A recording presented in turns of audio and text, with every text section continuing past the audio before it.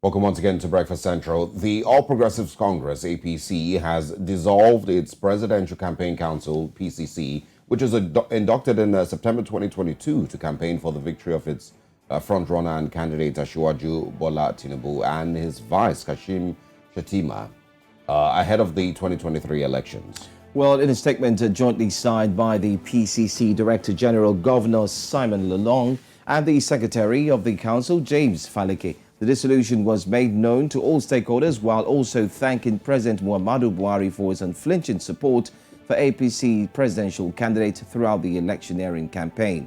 Well, that's the latest emanating from the camp of the APC, although many were expecting that they would get to see the president-elect himself, who would equally speak and address the entire stakeholders and tell them that thank you so much, just as we see there on the screen, although this is an old footage. But then again, the APC has indeed, the PCC for the APC has indeed done its job, and it's right for it to be actually closed or, So I mean, yes, I agree with those who are asking where is the president-elect. Since the election, he has not been seen. It was one of the stories in the news this morning that said he would show up today or return today or something like that. But of course, there are legitimate questions from Nigerian citizens asking where he is. That's one, and then two, the conversations about one of the things that people have also spoken about is you might be setting up a transition committee and of course ending the campaign committee, but many Nigerians are still asking for the tribunal to be concluded first. And I think I've seen this in a couple of places where people say that they would rather have the conclusion of the tribunal before swearing in, instead of having a swearing in while the tribunal is still on. And the 180 days that is stated in the Electoral Act for the conclusion of a tribunal, many people have also said that is too long. I think I did see an interview with Olisa Bakoba, SAN, where he said that 7 days should normally be enough for the conclusion of a tribunal.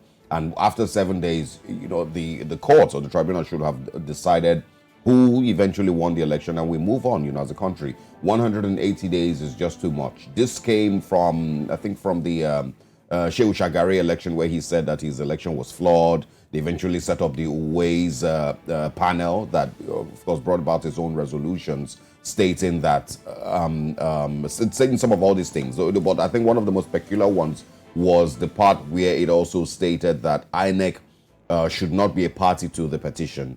Because when you make INEC a party, then INEC now steps in to be defending itself. It really only should step in as a source for documentation and evidence, that has been required by the tribunal or in court, instead of stepping in to be defending itself. You remember in 2019, it felt like it was INEC that was being, petitioned instead of the APC. And so this is some of the things that Nigerians are pointing out.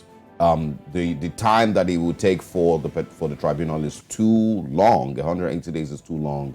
There would be a new government in office at that time, and so it just doesn't make any sense. And then also that INEC normally should not be a petition or a part of the petition.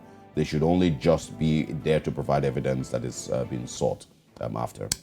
Well, from the camp of the Labour Party, they've responded to the response that was equally sent by the APC. So what that means is any time from now, the cases should actually, the court should come alive. Let's put it that way. Judiciary is indeed the focus. That's where everyone says will be the new focus, especially counting down to May 29th. In the meantime, from the camp of the APC, they say that the court cases will not stop inauguration on May 29th. And of course, that same sentiment has indeed come from the current ruling government. Now, concerns indeed have also continued to flare up regarding the president-elect's whereabouts. So just as we mentioned here on Breakfast Central, the papers as well have said so. And on social media, there are a lot of platforms that have said that they would equally look forward to welcome him in today, that is expected to be in the country today. Yeah. He did take a full month off to relax and rest in France. Yeah, but just to clarify, the Electoral Act says within 180 days. Mm-hmm. The tribunal should be concluded within 180 days, and it's not necessarily, it must be 180 days, but We can see and tell from the body language of the tribunal and for INEC and everybody who's concerned that they seem to be looking at 180 days. Okay, there's enough time. Let's take our time. No need to rush. But Nigerians would have preferred that all of this is concluded before there's a new government in office. There's really no need in inaugurating and dancing and celebrating, and then the court say, okay, you didn't win, and then you have to, it's just too chaotic. Well, the situation, like many have said, should have actually been sorted out before the review of the electoral laws. That was omitted earlier. We did have a guest who joined us here on the show from the PDP Presidential Council as well. Yeah. He said, he did mention, my brain does fail me now, the name of the late lawyer who had been fighting for that 180 days, saying that this should not stand. Unfortunately, he's late now, according to our guest who had joined us then. And he made mention that this was one of the things that he was fighting for, saying it should not stay, should not be allowed to stick, because if it does, there might be situations that will warrant a quick assessment and a quick judicial intervention. But I mean, I guess it's starting to play out. But we'll bring you updates on that. But let's still stay in Nigeria, because that's what we do for this hour. With just 35 days to the inauguration of Nigeria's next president, calls have intensified for petitions against the president-elect to be dropped.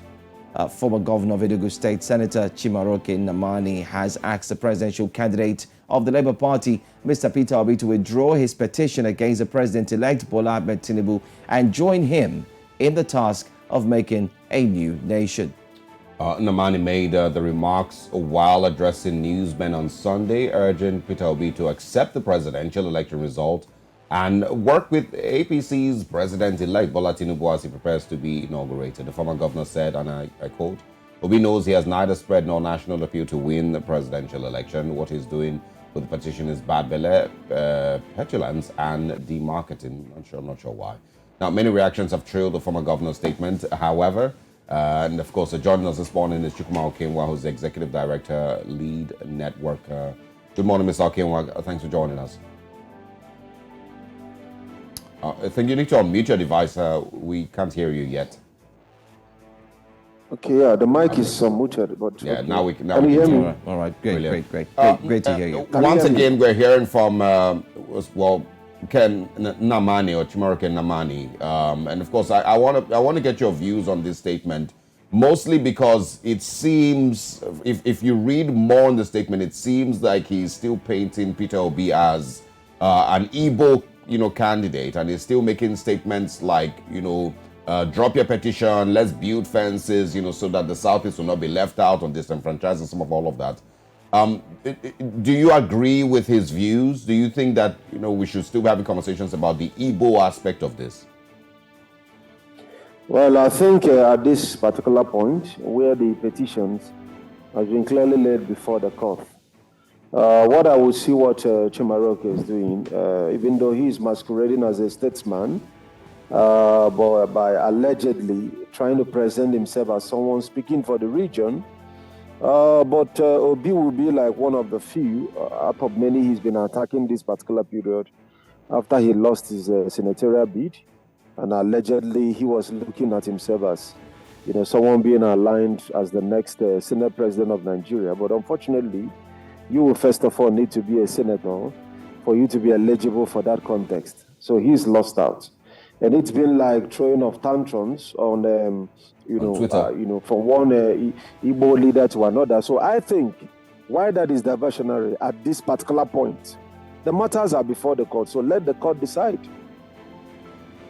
But what he's trying to do, and from what he's saying, because like you mentioned, immediately he lost the election, he had about 1 week or 2 weeks of continuous wailing on Twitter to show exactly how he felt about losing his seat to Labour Party's candidate. But what he's trying to do, or do you think that what he's trying to do is paint it? There's still that conversation about how the Igbos need to mend fences, how they need to build bridges, and some of all of that. Do you agree with that narrative? Because Peter Obi continuously has said that he's not running as the Igbo candidate. Well, certainly, Peter Obi was, running to become the Nigeria president, not an Igbo president. and he was able to like garner support across Nigeria. Is he still talking about no structure for a party that denied him access to the Senate? I mean, he was from a major political party. And if you will, you may say two major political parties, because he was in PDP and was strongly supporting APC. You know, so these two factions would have been able to like give him the victory that he need against an alleged structureless party.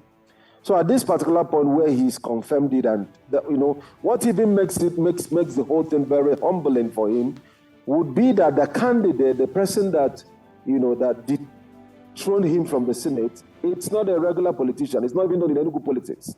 That's somebody that will just speak to, you know, and just in a matter of weeks, no much campaign, a person was able to like stop a man who's ruled the state before, who's been in the Senate twice, you know, who's been campaigning for 8 months. So how would you explain that? So I think by now, he would have given chance to those who currently represent or hold some form of authority in the land, or was able to win a kind of a bid to keep representing the region, to take the lead in this particular conversation.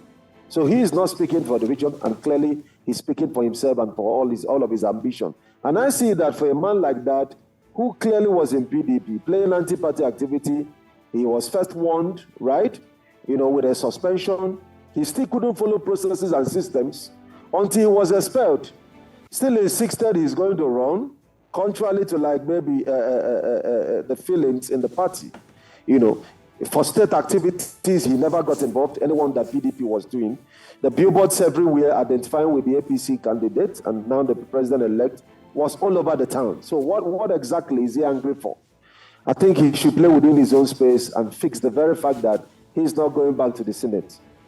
All right, let's look at the fact that he did make a statement. He said what Mr. Peter Obi has been doing, especially with his petition, is, in quotes, bad belly, petulance, and demarketing of the president-elect. Many have called that statement to be a very weak statement. But what are your thoughts concerning that? Do you think it's equally a time for Mr. Peter Obi to indeed set back and say, you know what, the deed is done, let's just move ahead, or should he still hold on to go into the courts? Certainly, going to the court is the way to go. I mean, we're a lawful nation. We have a constitution. And once I'm interested in the person, not taking the option of protesting or insisting that he wanted to go his own way. But he wanted to like, okay, present the matter, his case before those that know the law, those that understand the law better and who are in a position constitutionally to give it the best interpretation. And whatever thing they pass as judgment, the citizens are constitutionally bound to accept it in good faith, you know, esteeming the judiciary as the final hope, not just of the common man, but of all citizens, because whatever thing the court says, and as it pleases, like it will always be said, as the court pleases, that stands, that becomes like, you know, what is like the acceptable standard. So exploring like a legal option, to me, it's not maybe for someone that is lawless. The person wants things to be done the right way. The person feel, oh, perhaps this thing didn't go the way it should go, and instead of taking up to other unlawful measures, decide to go to the temple of justice. And we know that the only way we can build a nation is by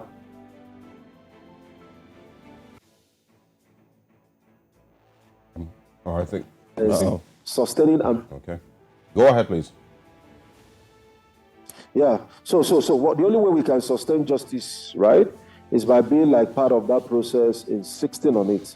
And I think that's exactly what he has done. Okay, and you know, let's just talk about, you know, I mean, Chimaroke Nnamani, you know, is the former governor in Enugu State, of course, a senator for many, many years. I also want to talk about, you know, his popularity in the state as it stands, and, you know, and what the political games are seeming like. You know, the PDP eventually retained Enugu State, Labour Party. I'm not sure if they will be contesting, you know, that, you know, going to court, you know, but talk about what the situation currently is like for the political structure in Enugu. That includes, of course, Chimaroke Nnamani, and of course, maybe also former Governor Sullivan Chime. Okay, so they feel in the state, of course, Labour Party has already officially fired up at the tribunal, contesting for the winning. You know, at the moment as it is in Enugu, the usual maxim of Enugu is maybe a PDP state is no more, because as we are talking about now, like, I mean, Labour has more senators in the states, like 2 out of 3. And then in the House of Assembly, you have 14 out of 24. And then also in the House of Reps, you have 7 out of 8. And largely, one of the people that actually demarketed PDP is the particular senator that is actually speaking at the point. And in fact, it got to a point in Enugu politics where, like, the basis of assessing who is credible and who is not credible is based on your credibility to Chimaroke and Naman. It really got that bad, right? We had like cases of him going to communities as usual to interact with people at the local level, and he was so bullied, right? He was harassed. And I tell you that part of the part of the misfortune that the party has, he contributed, to a great deal, to the whole process and the whole the event turned out in the state. Well, I'm sure that we'll wait to see and hear more updates, especially as we count down to May 29, just 35 days to go. And we hope that the system as well, looking at Nigeria as a country, we'll be looking forward to that great celebration that we'll hold come May 29th. Yeah. Okay, so you're asking for my response, right? Yes, I said I'm sure with the way things are going, everybody would be ready. We are looking forward to it both at the level of the state and, of course, the federal. The fact remains that Nigeria must have to move on, and we have to build a nation that is based on the law. So while the courts are doing their bit and doing their work and what they are trained to do and what they are empowered by the Constitution to do, the business of governance abhors vacuum and must have to continue. And I'm very glad, that our politicians has begun to understand that. The very interesting thing to note about is the election. Is the election that has the least form of post-electoral violence, right? Yes, most of the violence was witnessed during the election. But if you follow Nigeria political history, when you talk about the pre and then the during and then after the elections is usually, in 2011, about 8,000 people were killed just because, one of the candidates came up to say, I don't accept the results, right? And was able to allow his followers. So, at that particular point on the nation's life, just imagine if an Atiku with his massive followership or an Obi with his massive followership come up and say, you know what, fellow Nigerians, we can't accept this. It is a luta continua, victory asate, we must take Nigeria back by force. With such kind of inciting statements, but Mr. Okenwa, quickly, will be a rehearsal. Anyway, I think we'll probably have to bring you back, for this, but thanks anyway for your thoughts on this, and of course, as things develop concerning the petition, and of course, in the Southeast also would like to speak with you again. Thank you.